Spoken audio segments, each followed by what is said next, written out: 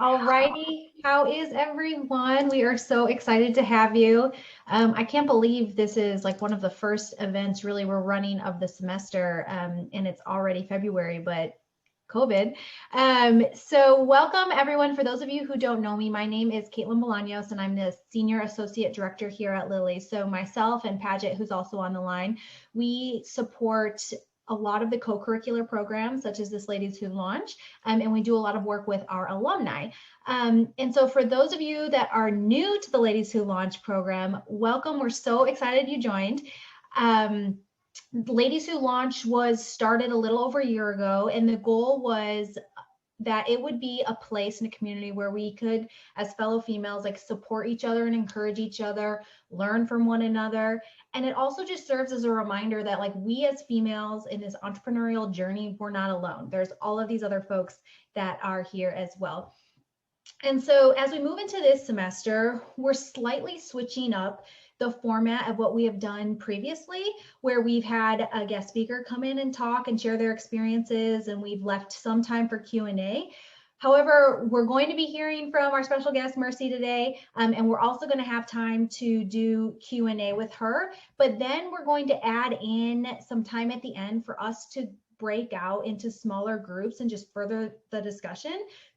So we want to make this an opportunity to talk and like synthesize and process what we've learned from Merci today, and then kind of like bring back the original vision of what we wanted Ladies Who Launched to be when we were in meeting in person, which was like to build community and to network.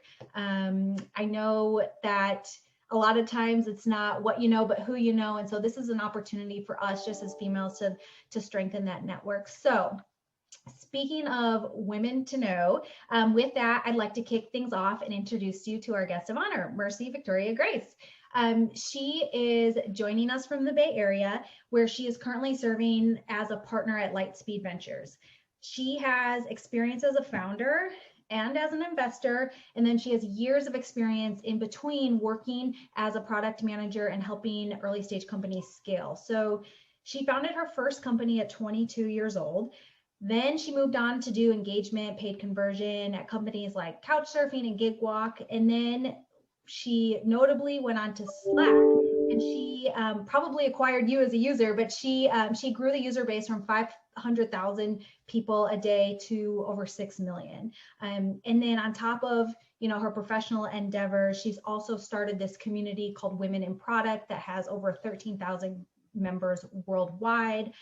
For those of you that are interested in product management, which I know we have several folks on the Zoom that are, we'll send you more information about that community after the call. But we at Lilly, we got to speak to Merci several weeks ago, and she talked about her interest in supporting other women in product management and in supporting females like landing their first job at startups. And she shared a little bit about her initial insights into startup and entrepreneurship etiquette. And we just thought it would make a fantastic like launch of Ladies Who Launch this semester. And so we invited her to talk with us more about kind of startup and entrepreneurship etiquette. And she reluctantly said yes. So we're so happy to have her. So with that, I'd like to hand it over to Merci to tell us a little bit more about her career journey of like what she did from college until now. And then after that, I have a series of questions. We're gonna have a little fireside chat. And if you have questions, please post them in the chat. And depending on what your question is, I might ask it in the moment if it's relevant to what we're talking about, or I'll save it for the last 15 minutes where we can ping her. So with that, I'd like to hand it over to you, Merci. Hey, morning for me, but good afternoon for everyone else. It's nice to meet you all. And I actually got introduced, in the first place to Caitlin and Rice University because I'd married a Rice grad. My husband was comp sci and double E at Rice, and he had a great experience. I myself went to college at the University of Southern California in Los Angeles. I was very excited to go to that school because my plan was to become a like conflict and like war zone reporter. I really wanted to be a journalist and was very excited about that. And I come from a working class family where I was in the first generation of people to go to school. I'm the only person in my family to have gone to a private university. And so I just didn't know, like really anything about getting into college or how to pick a school. And so I had gotten, I was really into journalism and had gotten a subscription to US News and World Report for, I think, my 14th birthday, because I've been cool my whole life. And I saw, USC was the #1 school for undergrad journalism. So I decided, freshman year of high school, that's where I'm going. And I went there and I got in, and like low key hated it. Like I didn't love my college experience. So for anyone who's not loving the time that they're, spending at school, it gets better. Being in the workforce is awesome and super fun. And so actually with that kind of in mind, like that's how I got started in technology startups. I started hanging out with and actually dating this guy who was 10 years older than me. Don't necessarily recommend that he was getting his master's degree at USC in the newly formed interactive media division. And so now you can actually get an undergraduate degree in basically like video game design and interactive media at USC. It wasn't available when I was there, but I would have done that. But I ended up actually doing fiction writing. I had gotten out of the journalism school and I was like, okay, well, I'm already here. Like, I guess instead of transferring, I'll just get through this, get my degree and move on. And I was playing a lot of Dungeons and Dragons, both in high school and in college. And so I just ended up kind of becoming this game designer. And with my boyfriend at the time, I started working on basically his master's thesis and doing a lot of the work for it, and designing that into a game. And worked on it for about a year while I was in school, really like all of my senior year of college. And then we got preempted for a seed round because my, much older boyfriend knew a bunch of investors. And so we like had the opportunity to meet seed investors really from his network. They surprised us by saying, hey, do you want, $500,000 to start your own company? At the time, I was the receptionist at Bad Robot, the movie and film company. We were making the first Star Trek movie after J.J. Abrams had taken that over. And I had been learning Maya and ZBrush and other sort of like 3D sculpting because I was looking at designing monsters for movies, being a creature designer. And then that opportunity came along and I was like, yeah, how about instead of earning $500 a week, I start my own company and move to San Francisco. And so I decided to do that. Yeah, it was really fun, super hard. I spent kind of 3.5 years doing that, all told. And then the 2008 recession came through and really decimated the fundraising environment that had been pretty frothy to then. And I was able to raise a Series A, but not able to raise a Series B. So then when I was 24, about to turn 25, I had to lay off my whole team and shut down my company, which was brutal, but a hard lesson, that I'm glad that I learned early on. A little bit of humility will take you a long way.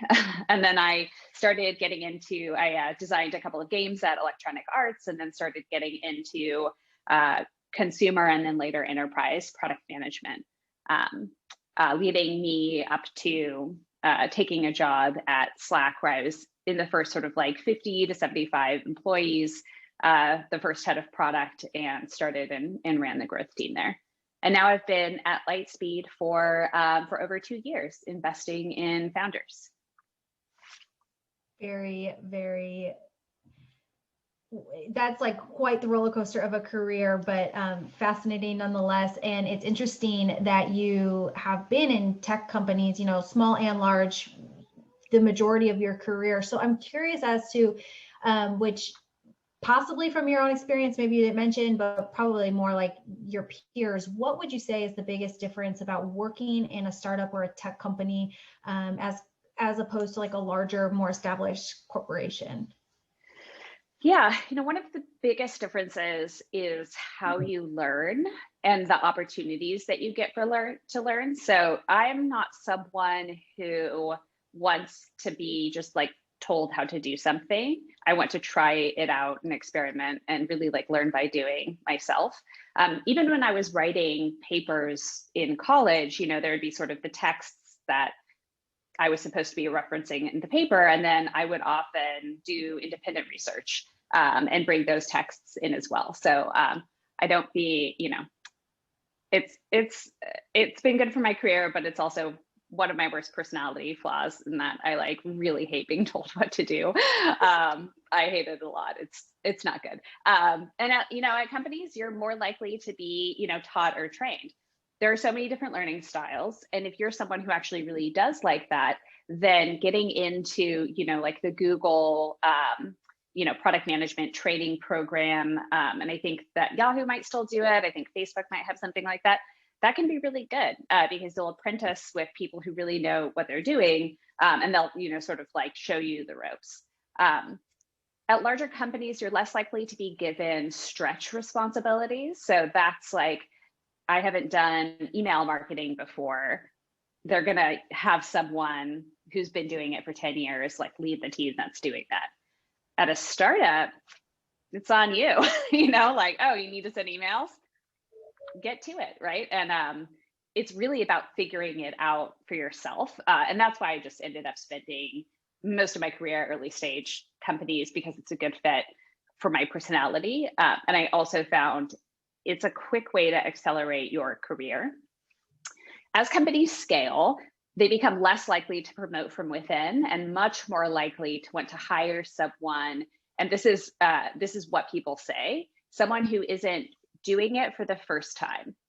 And so then, once you get to product market fit, it's like maybe 100, 200 people. Then they start saying like, okay, let's go hire the person who, ran growth at Slack, instead of giving you the opportunity to be the person who runs, growth there.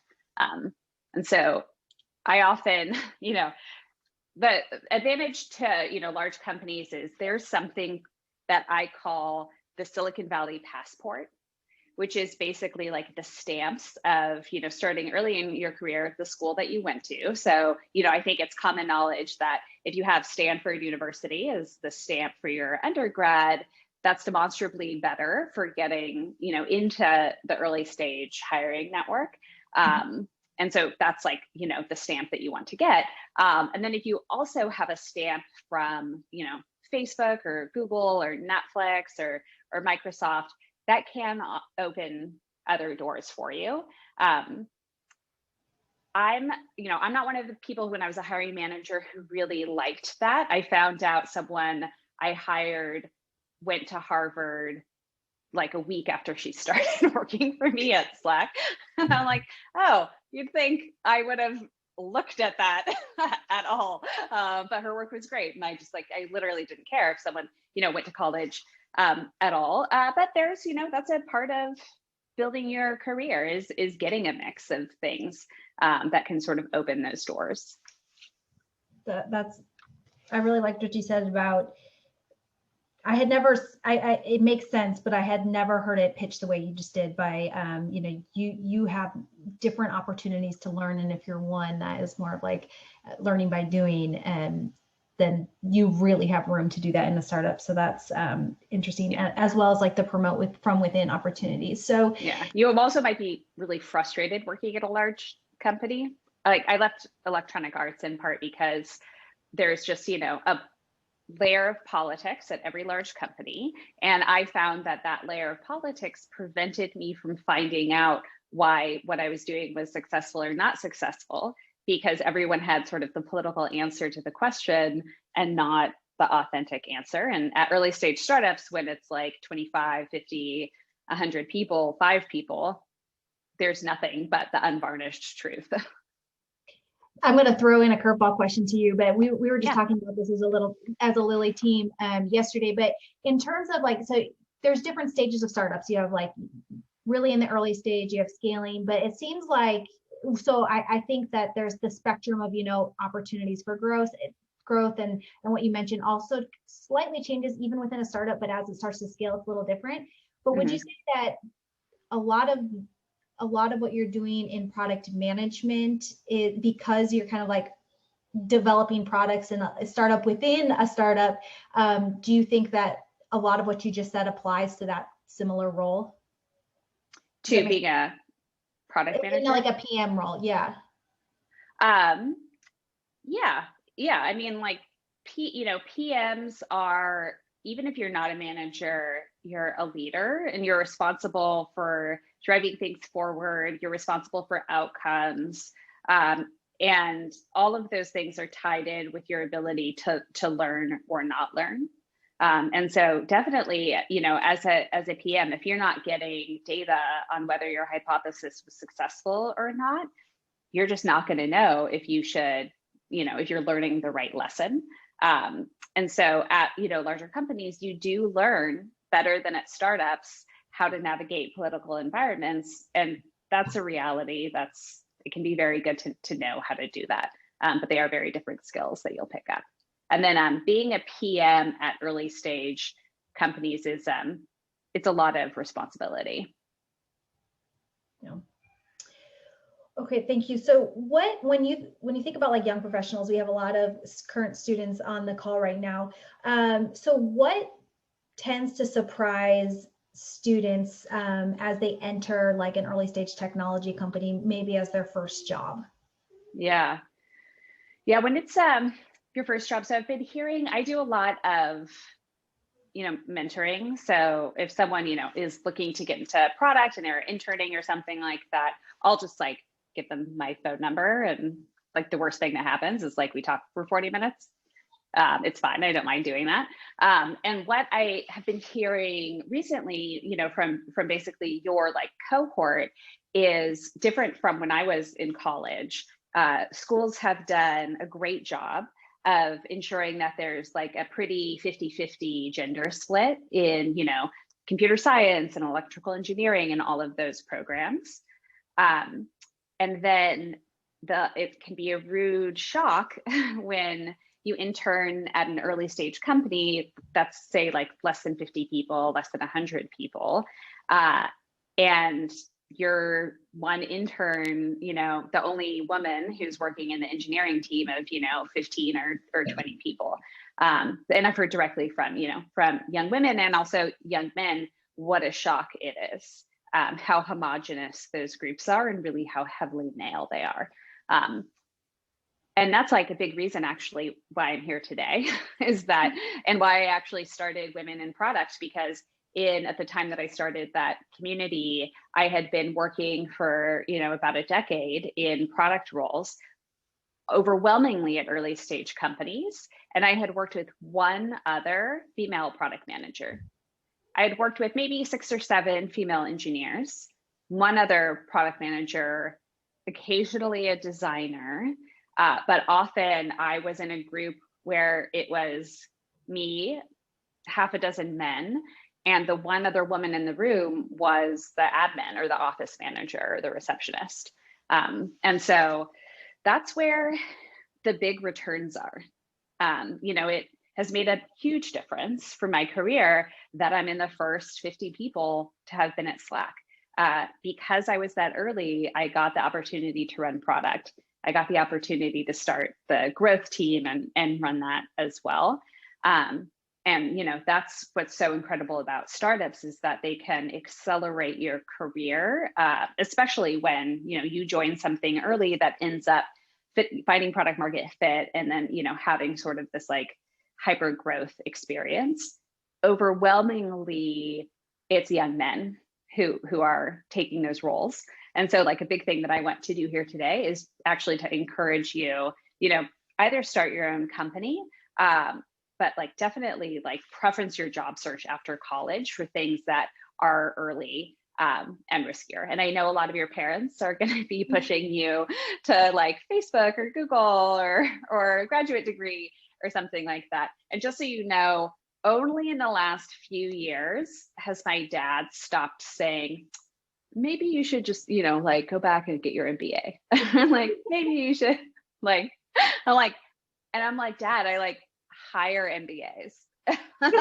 and I have since I was 23 years old. Like, I don't need to go get a graduate degree, but it's like, he's my dad. Yeah, your parents are like, I'm sure everyone has, like, most people have similar stories. And so, don't pay attention to that.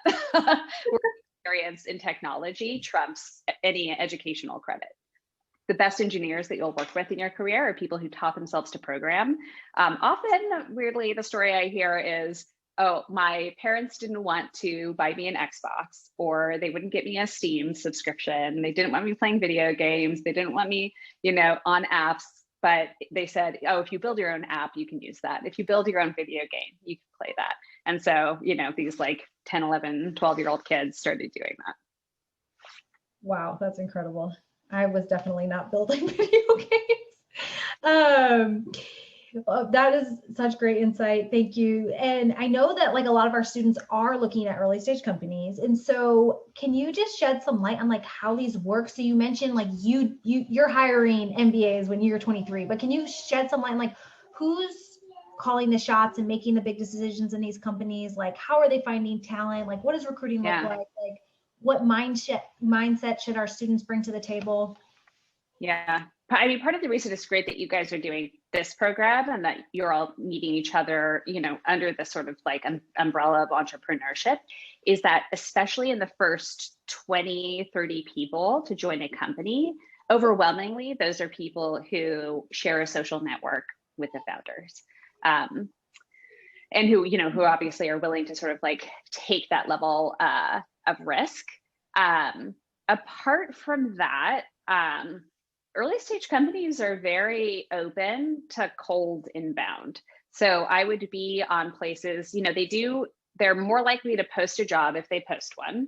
They're more likely to post a job on AngelList than Indeed, right? Like no one at a startup is posting on Indeed, they're posting on AngelList. The network thing is a big deal as well. They'll spin up, a freelance contractor who's doing recruiting for them. And that person is just on LinkedIn all day, sending cold DMs, trying to like get people in. And so I think the network is a lot more porous than it seems like it is from the outside. And the huge thing is just showing up and telling someone, I want to work for you, and doing, some of that work ahead of time to prove that that's the case. So AngelList is a really good one. And then there's also, in order to generate that cold outreach, keep tabs on things like TechCrunch or Product Hunt as well. Follow investors, follow founders on Twitter, DM them to ask for an opportunity. These are the people who are making hiring decisions at early stage companies. It's overwhelmingly the founders or the CEO. Don't be shy with that CEO. Show up and tell them that, you can help them and that you really want to. If I may ask, like, how did you land your job at Slack? Was it through your network? Like, did you know the founders or what was that connection? Yeah. Oh yeah. So this is a good example of like the network. So, when I was 22, I met Stuart, the founder of Slack, because he was the founder of another gaming company. So I had started, this gaming company, and we shared some angel investors. Most notably, this guy, Joey Ito, who I think is now resigned from MIT, but he ran MIT, the MIT lab. And so I met him as kind of like a fellow founder, and he's like maybe 10 or 15 years older than me. And we just kind of stayed in loose touch throughout my career. So that then when I started using Slack, the product, and really liking it and seeing like, okay, this is really starting to accelerate, and this is exactly the kind of, product I want to work on, I just reached out to him and said, hey, we've known each other socially for a long time, but specifically, this is the kind of stuff that I've been working on that I think can be really helpful to you at Slack. And then one Sunday, I met him at the office and we hung out for a couple of hours. And he told me, an area of the product that I always want someone working on, especially someone who's been a game designer and has this experience that you have, is the new user experience, which is, how to sign up, how to invite people, the first few minutes in the app, which is, where I have spent the bulk of my career, is in driving that kind of engagement, and specifically around onboarding. And so I took that and put together a deck of a bunch of ideas I had about the new user experience and how to redesign it to make it better, and a lot of just like small tweaks to make in the product. When I went in for the formal interviews, one of the people who interviewed me, who was the sort of de facto VP engineering for many years at Slack, Nolan Cottle, we had a great sort of just social chat. And then he goes, I'm not sure how to ask this, but what role are you interviewing for? Because there wasn't one that was like posted anywhere that I was interviewing for. And I said, like I'm former game designer, user experience designer, and I've been a product manager for a long time. I'd be happy to like take any job at Slack, but would you mind if I took you through this deck that I put together? And he goes, oh, okay, great. And then I, take him through all of my ideas and said, what I'd really like to work on here is new user experience. And that worked. Yeah, so it seems like you identified what was keeping him up, or like a pain point that he was feeling regularly, and like you were the solution. Exactly. To yourself. Yeah.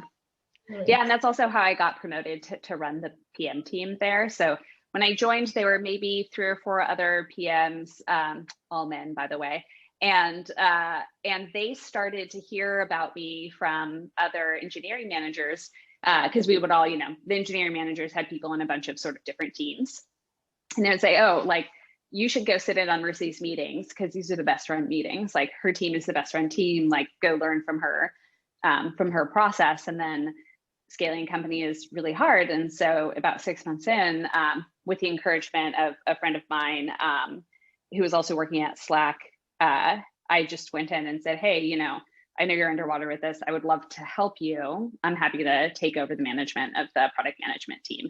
And he was like, oh, I would love that. Thank you. And that was it, Amazing. We actually have a question that kind of relates to this. So Nafisa asked, so how do you pivot these more casual intro conversations, or just keeping your context warm, into like an interview or into a more serious conversation about working at a company? Yeah, be direct. Say you want a job.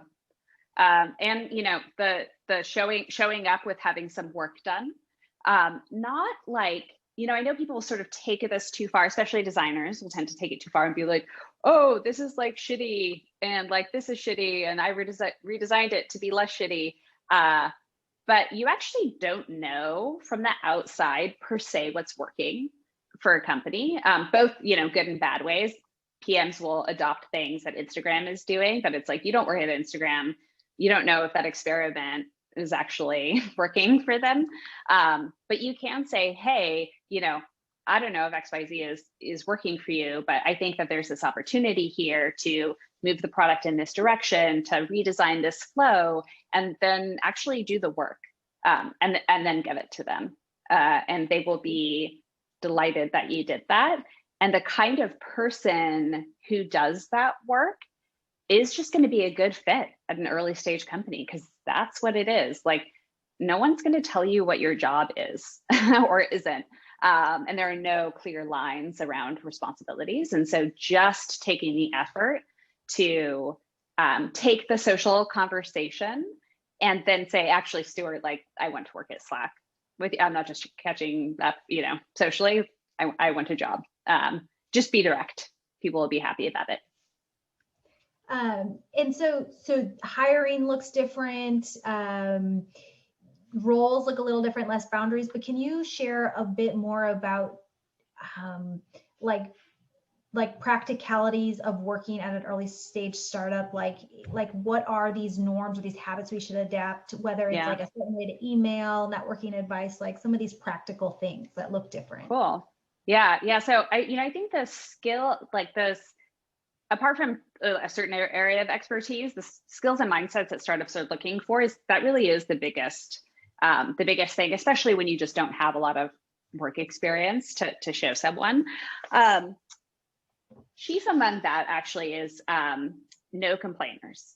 Like, don't complain about stuff. Don't complain in job interviews. You'd be surprised how often this happens, but there will always be someone who comes in to apply for a job and is just saying, oh, well, I wanted to do XYZ, but my boss didn't let me.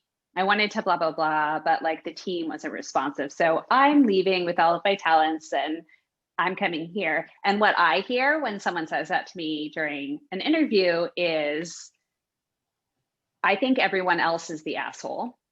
And within 6 months, I'll think you're an asshole too. Because that's what you just told them. You know, it's like complaining on a day-to-day basis at work is never a good look, but especially complaining during a job interview process is not a good look, right? Take responsibility for things, especially if you want to be a product manager. So much of it is taking responsibility when things go poorly and stepping back to let your team take the shine when things go well. That's like just classic leadership. And then you'll be the PM that engineers and designers really want to work with. Similarly, never saying something isn't your job. At an early stage startup, like there are none of those clear lines. Sometimes you need to spend 2 days knee deep in Google Sheets cleaning up data. Sometimes you need to spend 3 months talking to customers every day instead of doing what you thought your job was, because that's the work that needs to be done. Look for the problem that needs to be solved, the one that's right in front of you, instead of spending time doing the thing that you'd like rather be doing. But really overall, that like creativity and grit are the things that early stage companies look for. And then I do have some specific, like very tactical things to share. So there's 2 email things everyone should know about.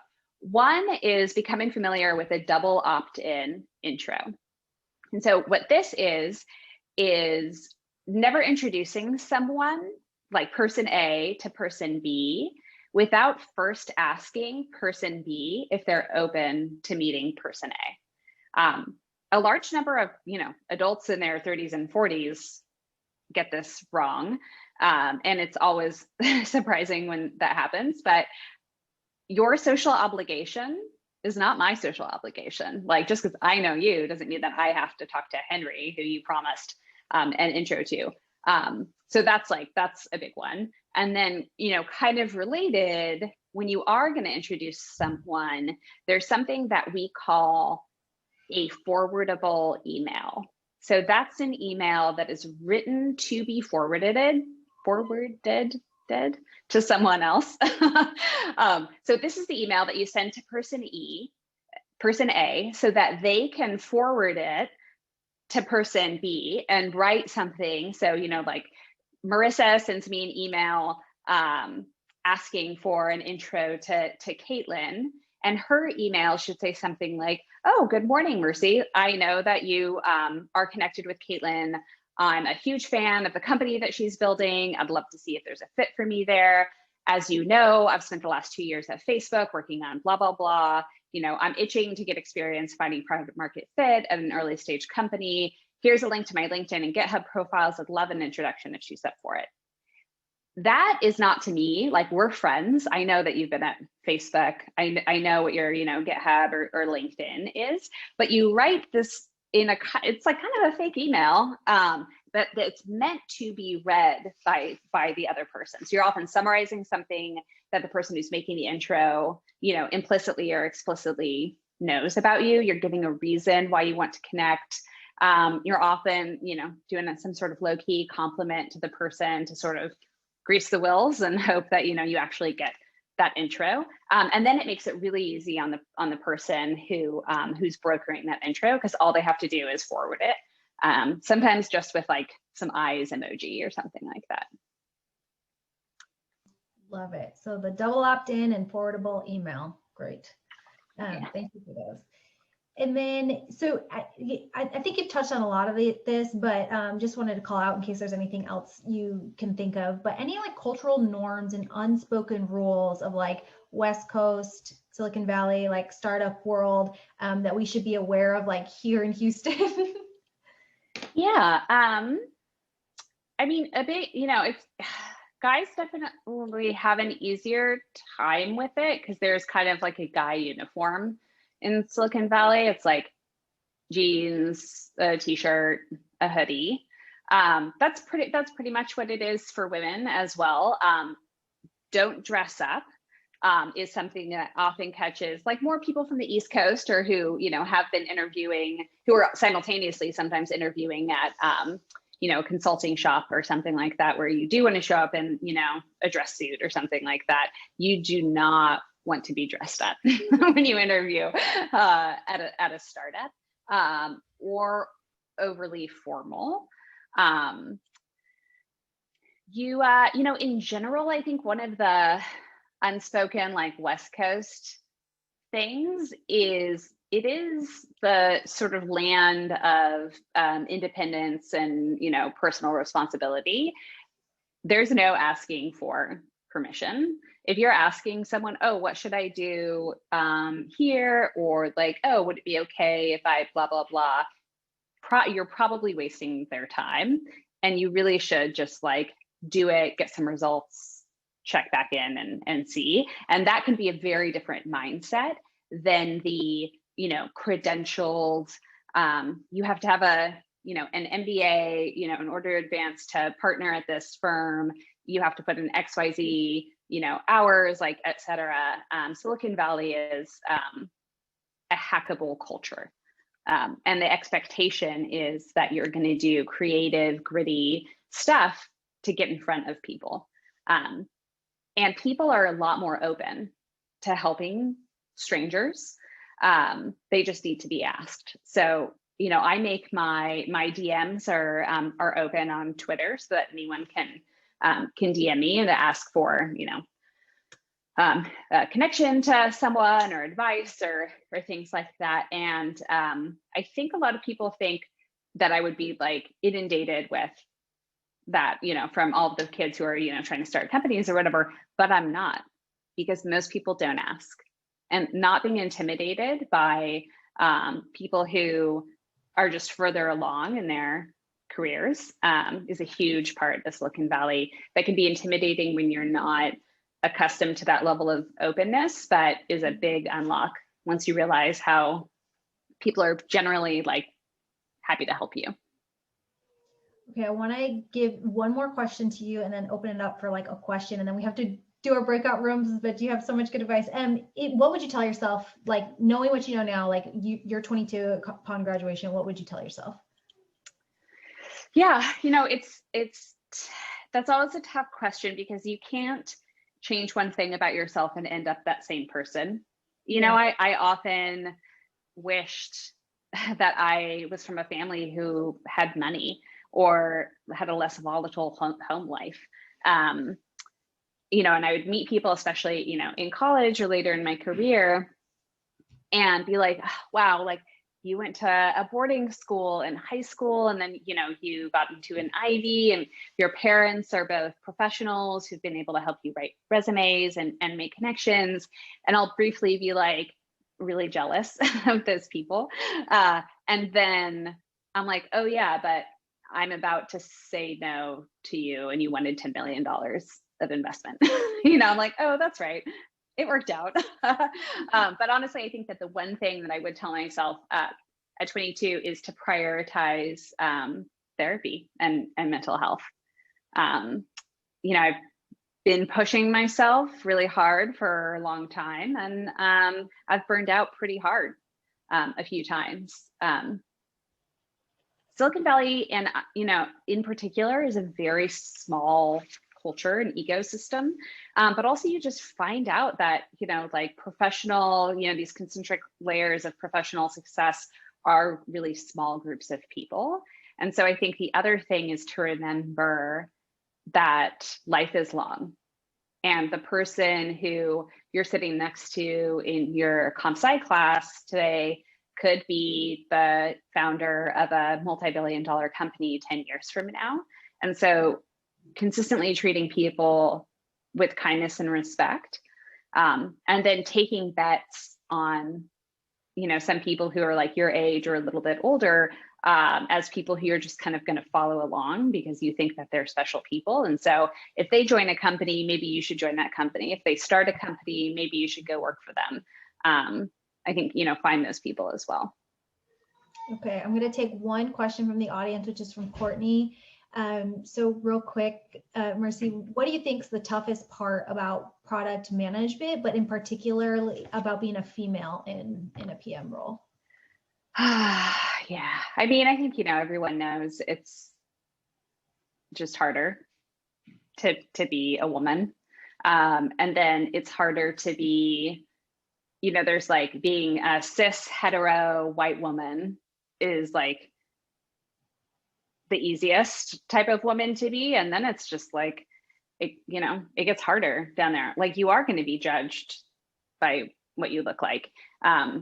My friends who are overweight have a harder time getting promoted. Like these are all real things. And I think what I don't want people to come away from, advice from other successful people with is like, oh, the world isn't like that anymore. The world is still like that.